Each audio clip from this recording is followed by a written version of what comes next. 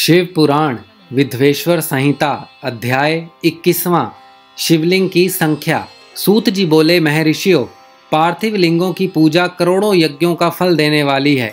कलयुग में शिवलिंग पूजन मनुष्यों के लिए सर्वश्रेष्ठ है। यह भोग और मोक्ष देने वाला एवं शास्त्रों का निश्चित सिद्धांत है। शिवलिंग 3 प्रकार के हैं, उत्तम, मध्यम और अधम। 4 अंगुल ऊंचे वेदी से युक्त सुंदर शिवलिंग को उत्तम शिवलिंग कहा जाता है।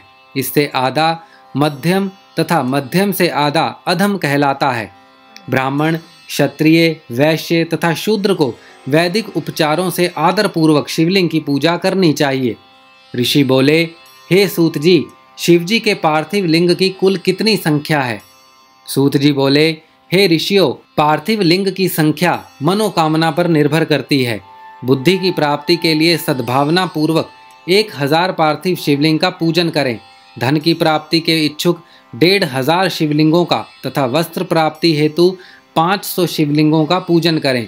भूमि का इच्छुक 1000, दया भाव चाहने वाला 3000, तीर्थ यात्रा करने की चाह रखने वाले को 2000 तथा मोक्ष की प्राप्ति के इच्छुक मनुष्य 1 करोड़ पार्थिव लिंगों की वेदोक्त विधि से पूजा आराधना करें।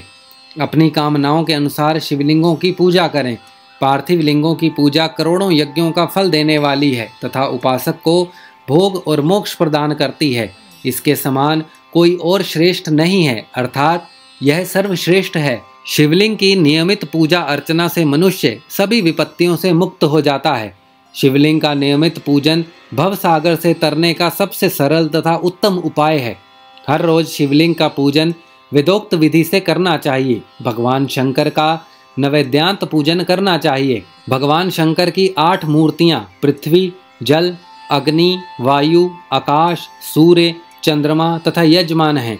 इसके अतिरिक्त शिव, भव, रुद्र, उग्र, भीम, ईश्वर, महादेव तथा पशुपति नामों का भी पूजन करें।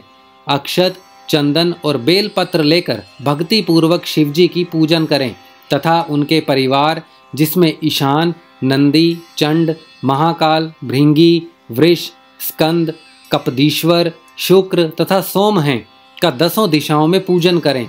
शिवजी के वीरभद्र और कार्तिक मुख के पूजन के पश्चात 11 रुद्रों का पूजा करें। पंचाक्षर मंत्र का जाप करें तथा शतरुद्रीय तथा शिव पंचांग का पाठ करें। इसके उपरांत शिवलिंग की परिक्रमा कर शिवलिंग का विसर्जन करें। रात्रि के समय समस्त देव कार्यों को उत्तर दिशा की ओर मुंह करके ही करना चाहिए। पूजन करते समय मन में भगवान शिव का स्मरण करना चाहिए।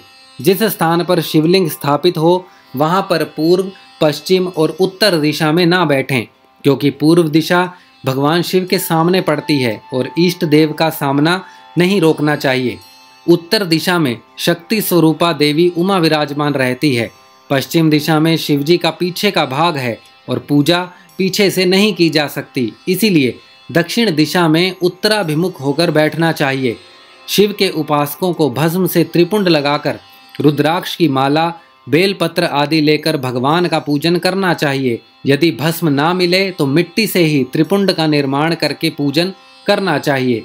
शिव पुराण विधवेश्वर संहिता अध्याय 21वां समाप्त।